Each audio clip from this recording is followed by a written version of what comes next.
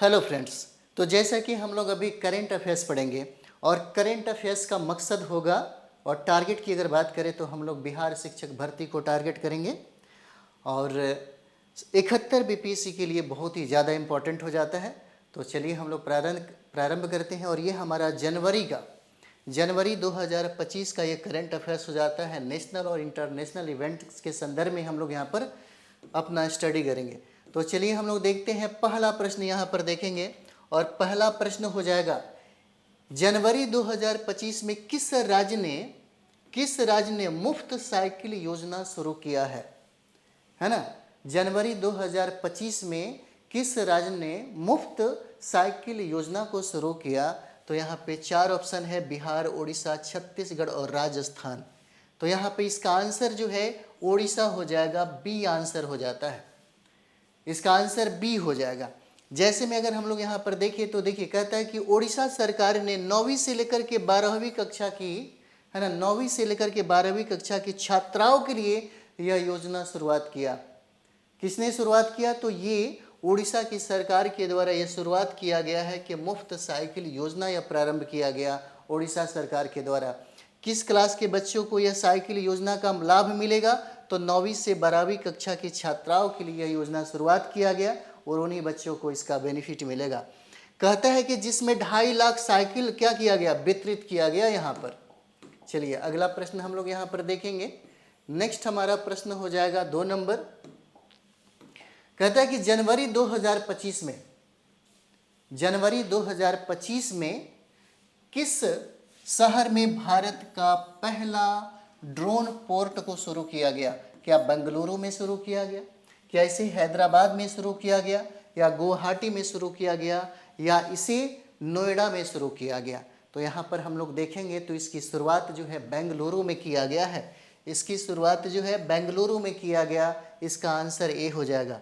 केंद्रीय नागरिक उड्डयन मंत्रालय द्वारा शुरू किया गया, जिसमें 50+ ड्रोन कंपनियों का हब जो है, यह हब का ये सुविधा यहाँ पर प्राप्त होगा।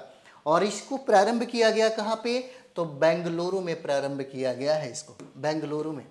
नेक्स्ट यहाँ पर हम लोग तीसरा प्रश्न देखेंगे और तीसरा प्रश्न हो जाएगा कि जनवरी 2025 में, है ना, जनवरी 2025 में किस देश ने विश्व का पहला जलवायु तटस्थ, है ना, विश्व का पहला जलवायु तटस्थ देश होने का दावा किया है? बहुत ही इंपॉर्टेंट है आपका, इसे याद रखिएगा, याद रखना जरूरी भी है। जनवरी 2025 में किस देश ने, है ना, किस देश ने विश्व का पहला जलवायु तटस्थ देश होने का दावा किया है? क्या इसे स्वीडन ने किया, क्या इसे नॉर्वे ने किया, क्या इसे कोस्टा रिका ने किया, या इसे आइसलैंड ने किया? तो यहाँ पे 4 ऑप्शन दिया गया है, इसका आंसर सी हो जाएगा, कोस्टा रिका हो जाता है ना, कोस्टा रिका। यानी कि 100% नवीकरणीय ऊर्जा, 100% नवीकरणीय ऊर्जा और कार्बन क्रेडिट खरीद कर यह उपलब्धि इसने हासिल किया, जिस कंट्री का नाम है कोस्टा रिका हो जाता है ना, कोस्टा रिका हो जाएगा। नेक्स्ट हम लोग यहाँ पर देखेंगे 5 नंबर सवाल है। कहता है कि जनवरी 2025 में इसरो ने किस नए उपग्रह को लॉन्च किया है?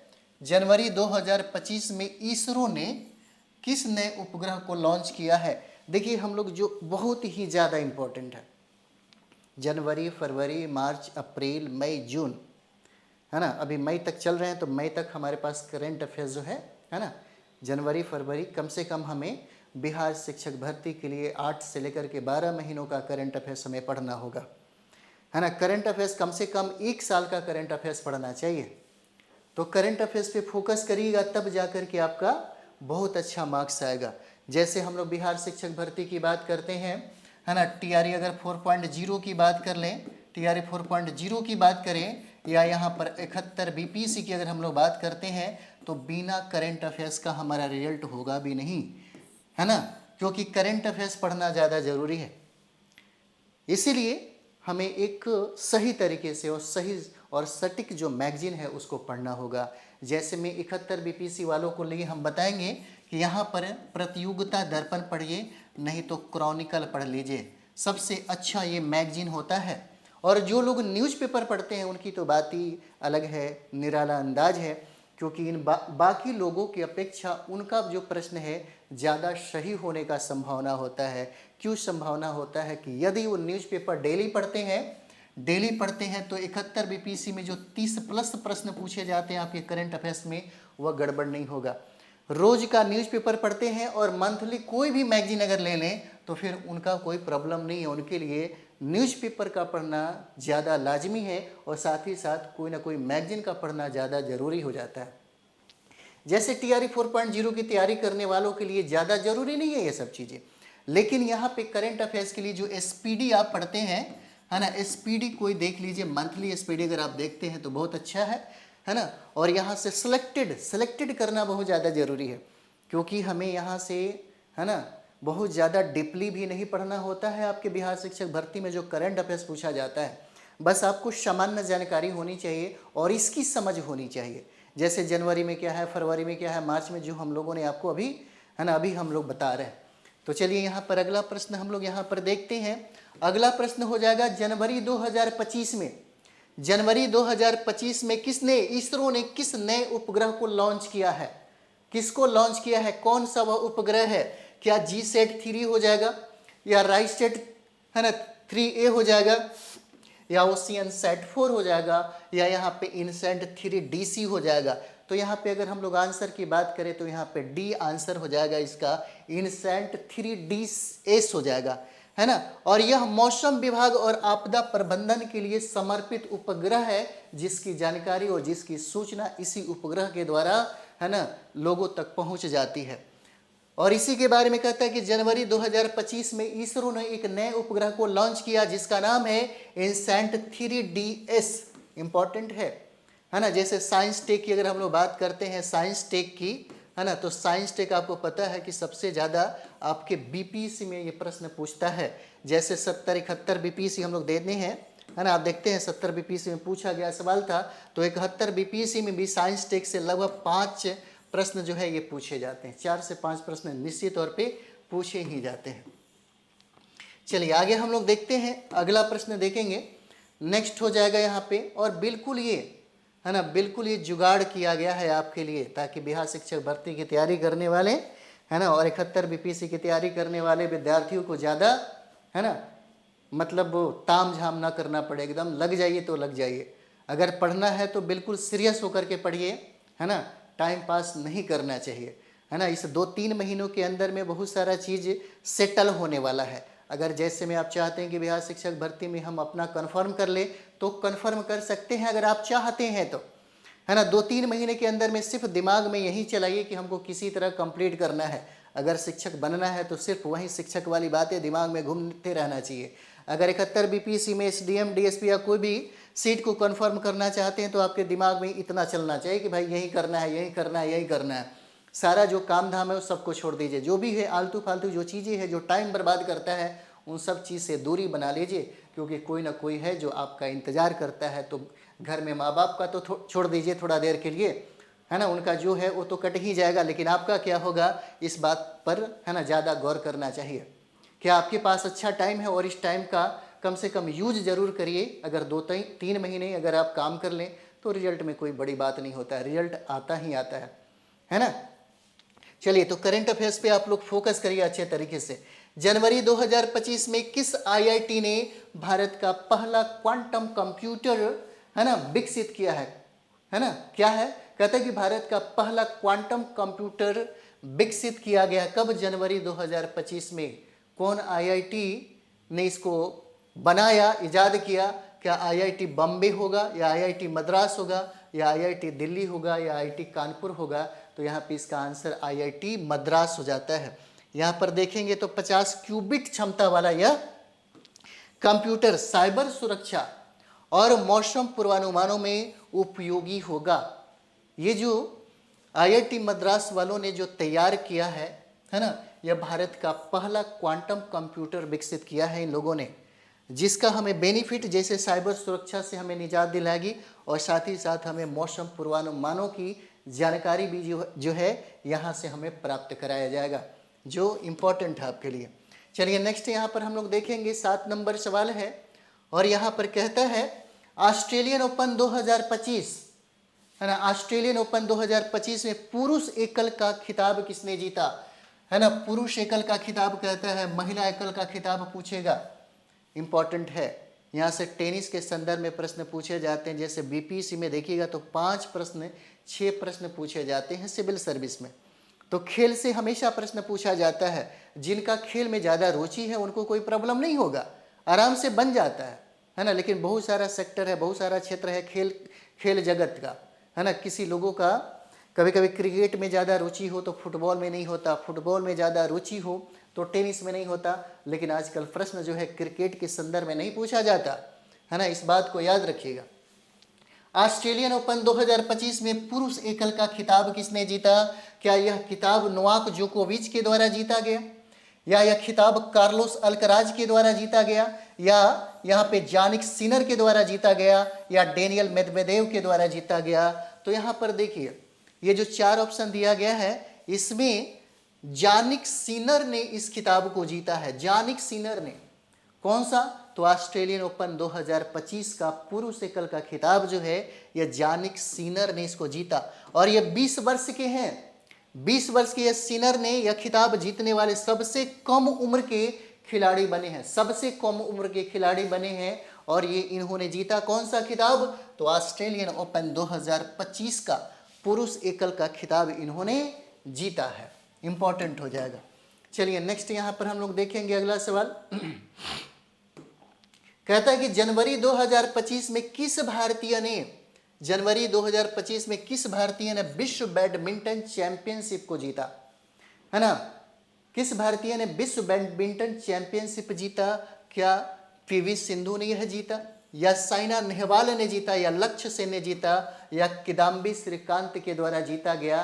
तो यह देखिए, कहता है कि किस भारतीय ने विश्व बैडमिंटन चैंपियनशिप जीता, कब? जनवरी 2025 में। तो जनवरी 2025 में लक्ष्य सेन ने इसको जीता है। इसका आंसर सी हो जाएगा, लक्ष्य सेन ने, है ना। उन्होंने फाइनल में डेनमार्क के विक्टर एक्सलेशन को हराया। पूछा जा सकता है कि जनवरी 2025 में विश्व बैडमिंटन चैंपियनशिप का खिताब जो लक्ष्य सेन ने जीता, किसको हरा करके यह जीता? तो देखिए यह डेनमार्क के, है ना, विक्टर एक्सलेशन को हराया है, और हरा कर लक्ष्य सेन ने, है ना, विश्व बैडमिंटन चैंपियनशिप का खिताब जीता है। चलिए आगे हम लोग बढ़ते हैं। अगला प्रश्न हम लोग देखेंगे। 9 नंबर सवाल कहता है जनवरी 2025 में विदेशी मुद्रा भंडार कितना रहा है?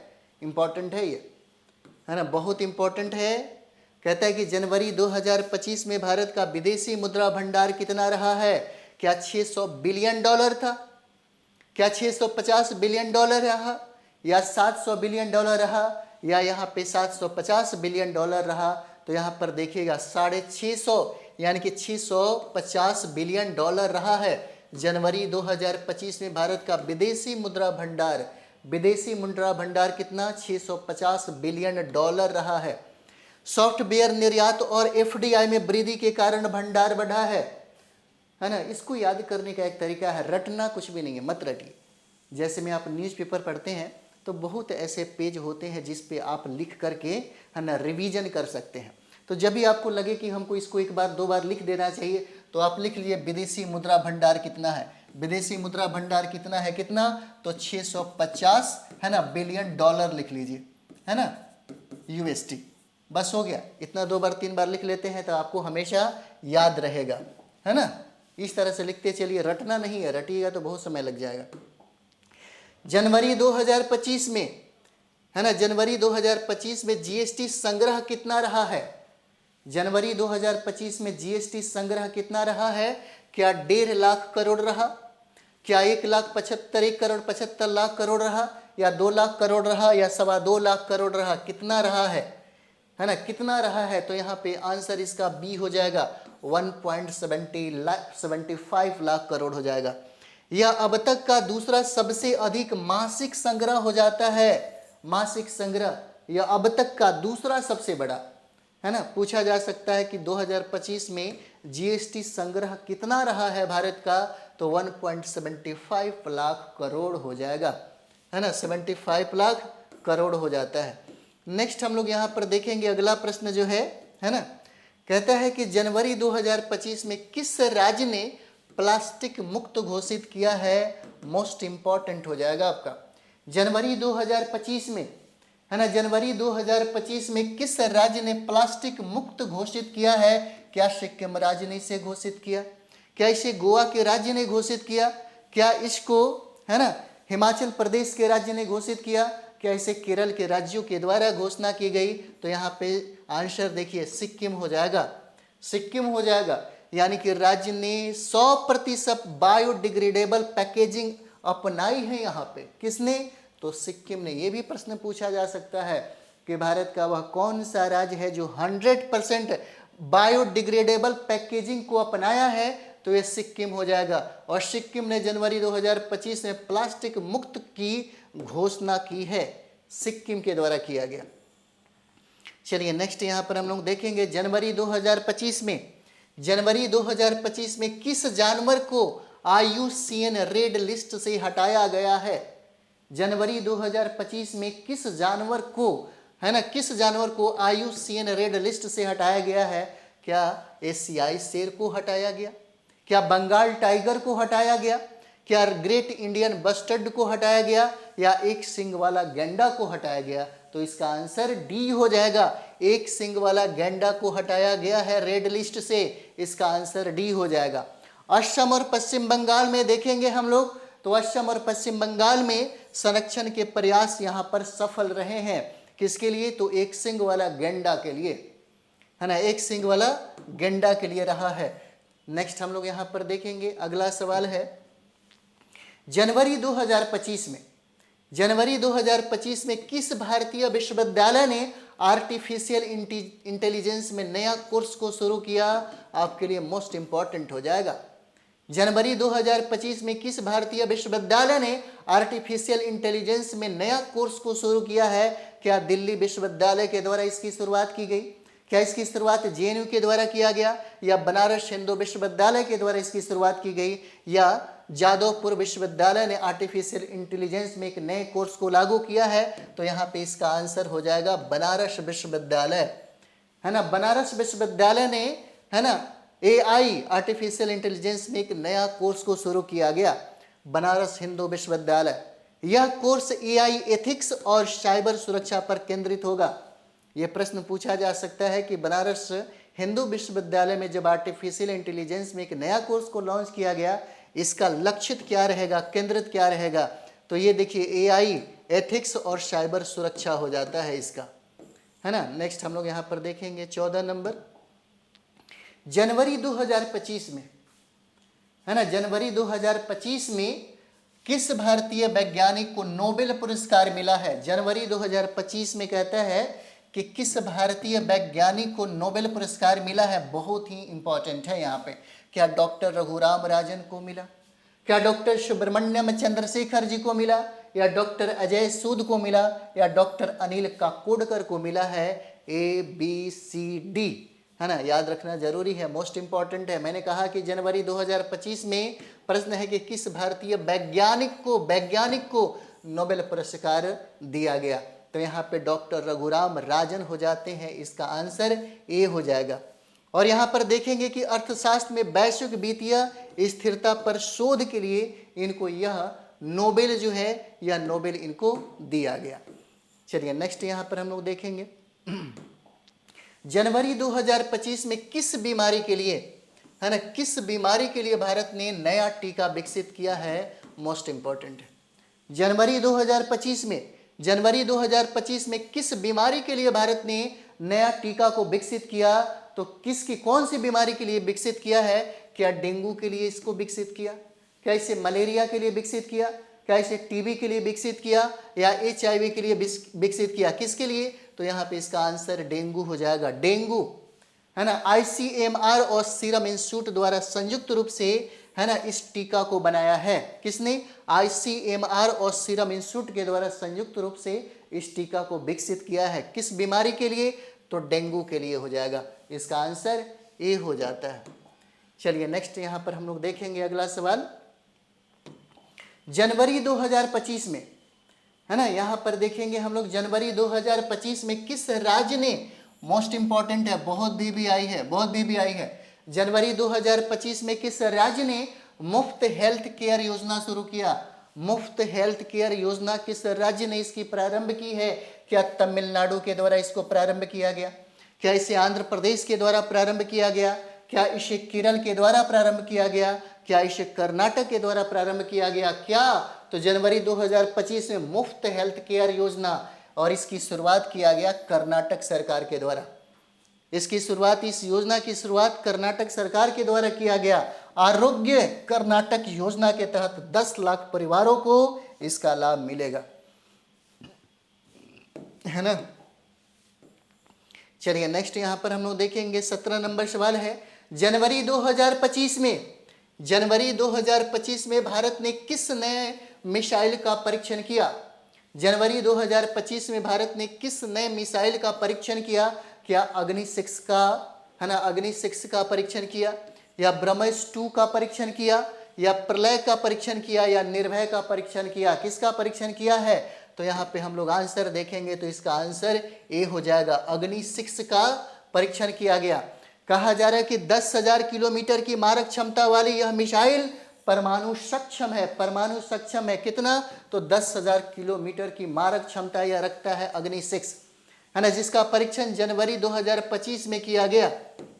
चलिए अगला सवाल हम लोग यहाँ पर देखेंगे, 18 नंबर है, जनवरी 2025 में किस देश के साथ, जनवरी 2025 में किस देश के साथ, बहुत इंपॉर्टेंट है, भारत ने संयुक्त सैन्य अभ्यास किया है ना, भारत ने संयुक्त सैन्य अभ्यास किया है। और यहाँ पर देखिए जो हम करंट अफेयर्स आपको कराने जा रहे हैं, उस करंट अफेयर्स में हमारा टारगेट ही होगा कि ज़्यादा से ज़्यादा प्रश्न आप बना सकें, आप अपने बिहार शिक्षक भर्ती के एग्जाम में, है ना, आप 71 बीपीएससी में इसको टारगेट कर सके तो ज़्यादा से ज़्यादा प्रश्न आपको मिले, है ना। एक समय में एक चीज़ और भी देखेंगे, डेली का जो करंट अफेयर्स रहेगा, वो डेली का करंट अफेयर्स भी बहुत ही जल्दी, है ना, 1 से 2 रोज़ में हम प्रारंभ करने वाले हैं। ये टारगेटेड इसलिए है क्योंकि आपके पास उतना वक्त नहीं रहा है ना, इसीलिए एकदम निचोड़ इसका प्रत्येक माह का आपको मिलता जाएगा कि प्रत्येक माह में हमें कौन कौन सा इंपॉर्टेंट पॉइंट हो जाएगा, जिसको चुन करके हमने आपके सामने लाया है।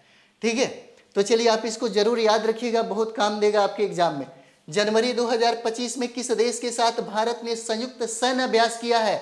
किसके साथ किया, क्या संयुक्त सैन्य अभ्यास अमेरिका के साथ किया गया, क्या रूस के साथ किया गया, क्या फ्रांस के साथ किया गया, या जनवरी के साथ किया गया, है ना, सॉरी जापान के साथ किया गया, है ना। कब, जनवरी 2025 में, तो इसका आंसर हो जाएगा डी, जापान के साथ किया गया।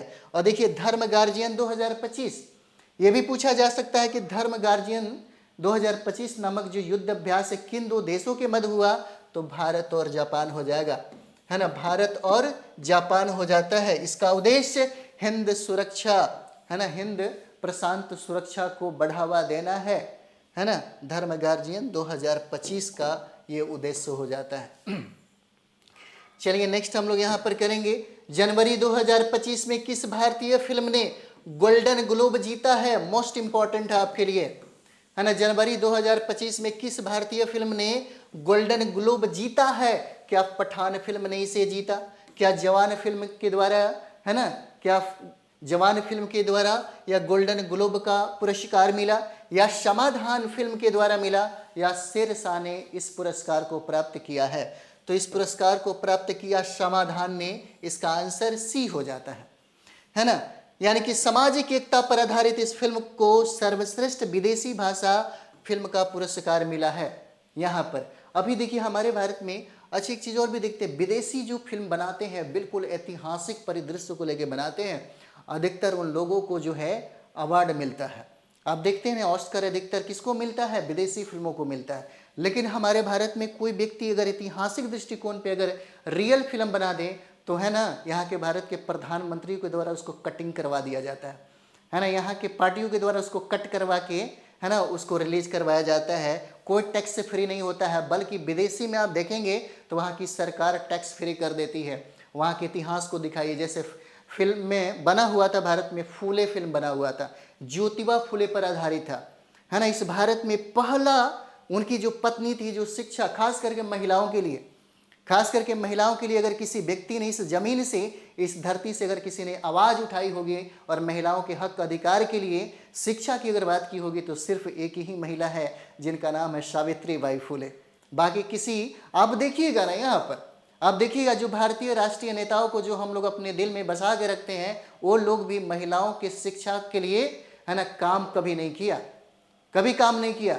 भारत में ऐसे ऐसे नाम हैं, ऐसे ऐसे राष्ट्रीय नेता हैं जिन्होंने महिला शिक्षा पर सबसे ज़्यादा विरोध किया, सबसे ज़्यादा विरोध कि महिलाओं को पढ़ने लिखने की ज़रूरतें नहीं है, मत पढ़े, नहीं पढ़े, है ना, इस तरह से बात है। तो इतिहास को हम लोग क्या करते हैं, लोगों को दिखा नहीं पाते हैं, लोग अपने इतिहास को पढ़ नहीं पाते हैं, है ना। जो फिल्म बनाने वाले जो कलाकार हैं, जो रियल इतिहास को पढ़ाना चाहते हैं, दिखाना चाहते हैं, उसको लोग बैन करवाते हैं, ठीक है। तो यहाँ पर ये भी सारी चीज़ें, नहीं तो हमारे द्वारा बना हुआ जितना फिल्म है अधिकतर ऑस्कर में भी जाता है। विदेशी हमारे यहाँ बना करके फिल्म में, है ना, ऑस्कर ले लेते हैं। मिलेनियम आप देखते होंगे आप, है ना। तो जनवरी 2025 में किस भारतीय फिल्म ने गोल्डन ग्लोब जीता, तो यह समाधान हो जाएगा, है ना। जो सामाजिक एकता पर आधारित फिल्म को सर्वश्रेष्ठ विदेशी भाषा फिल्म का पुरस्कार यहाँ पर प्राप्त होता है। चलिए यहाँ पे हम लोग नेक्स्ट सवाल देखेंगे कि जनवरी 2025 में किस भारतीय को ग्रैमी अवार्ड मिला। मोस्ट इंपॉर्टेंट है, याद रखिए। जनवरी 2025 में किस भारतीय को ग्रैमी अवार्ड मिला है? क्या AR रहमान को मिला? क्या यह पुरस्कार शंकर महादेवन को प्राप्त हुआ है? क्या यह पुरस्कार विशाल मिश्रा को मिला या यह पुरस्कार अमित त्रिवेदी को मिला? तो यह जो पुरस्कार है AR रहमान को मिला है, AR रहमान को, है ना। ग्रैमी अवार्ड मिला जनवरी 2025 में। उनके एल्बम का नाम है हारमोनी ऑफ सोल्स। ये सवाल पूछा जा सकता है कि ग्रैमी अवार्ड AR रहमान को, है ना, किस एल्बम के लिए मिला है, तो हारमोनी ऑफ सोल्स हो जाएगा। इसी के सर्वश्रेष्ठ म्यूजिक अवार्ड मिला है इनको, है ना। वर्ल्ड म्यूजिक अवार्ड मिला है AR रहमान को। और यह मोस्ट इंपॉर्टेंट सवाल आपका हो जाता है यहाँ पे, ठीक है। तो ये हमारा लास्ट प्रश्न था और बिल्कुल इम्पॉर्टेंट रहा है। बहुत बढ़िया तरीके से इसको कंप्लीट करिए और आगे बढ़ते चलिए। सारे मंथली का हम लोग इस देखने वाले हैं। तो इस सेशन को ज़रूर लाइक, कमेंट, शेयर और सब्सक्राइब करें, ठीक है। तो मिलते हैं हम लोग अगले वीडियो में। थैंक यू वेरी मच आप सभी लोगों को।